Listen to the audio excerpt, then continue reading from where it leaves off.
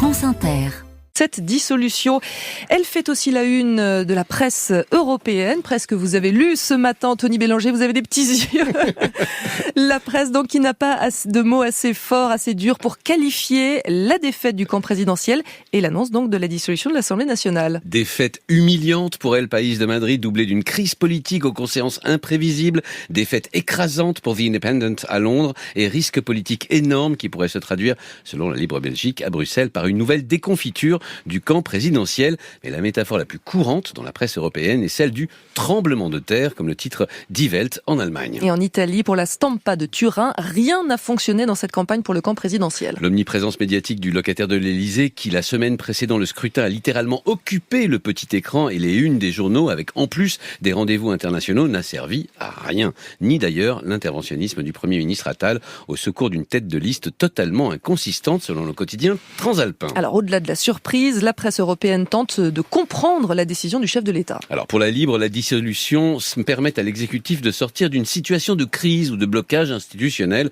Pas question pour Emmanuel Macron de terminer son mandat dans l'impossibilité de gouverner, l'immobilisme forcé et l'incapacité à porter la moindre réforme. L'animal politique blessé peut-il ou veut-il montrer qu'il rugit encore ? La raison est peut-être ailleurs pour l'allemand Die Welt. On ne peut exclure que Emmanuel Macron veuille au fond affronter au quotidien les populistes du Rassemblement national dans une cohabitation de combat, une sorte de mariage politique forcé 3 ans avant la prochaine élection présidentielle.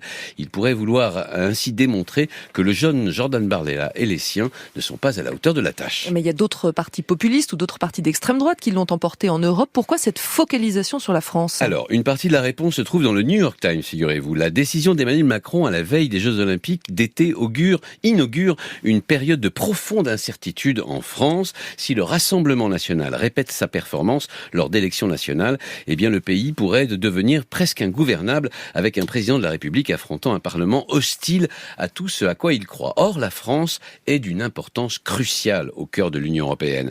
Et l'extrême droite, par exemple, est très ambivalente sur la question ukrainienne. Une inquiétude que El País de Madrid ne partage pas tout à fait. Non, l'hypothèse de l'arrivée au pouvoir du parti de Le Pen dans un des pays centraux de l'Union européenne est une inconnue pour beaucoup, inquiétante, mais il ne faut pas oublier qu'en France, c'est le président de la République qui définit et conduit la politique internationale. Reste que la prise de pouvoir d'un parti réticent à aider l'Ukraine et avec une tradition de lien avec la Russie de Vladimir Poutine ne sera pas sans conséquence. Et on termine avec l'Allemagne. La situation française a un écho particulier dans ce pays avec le score élevé de l'AfD. Oui, qui est arrivé deuxième avec près de 16% des suffrages devant le SPD, vous savez, des sociodémocrates du chancelier Scholz. Die Welt, l'équivalent allemand du Figaro, compare dans un de ses éditoriaux les deux pays, salue le courage politique d'Emmanuel Macron pour mieux souligner la différence avec le quotidien allemand, le chancelier allemand. Le président français a subi une défaite écrasante, le chancelier allemand a subi une défaite écrasante. Le premier a réagi rapidement et remis son pays entre les mains de ses électeurs, et l'autre rien. Réagir fermement aux événements est une qualité d'homme d'État. Dimanche soir, Emmanuel Macron en a fait la démonstration en dissolvant son Assemblée nationale. Olaf Scholz, pour sa part, a gardé le silence, un comportement qui ne peut être décrit qu'avec un seul mot, ignorance. Anthony Bélanger, merci beaucoup pour cette revue de presse internationale.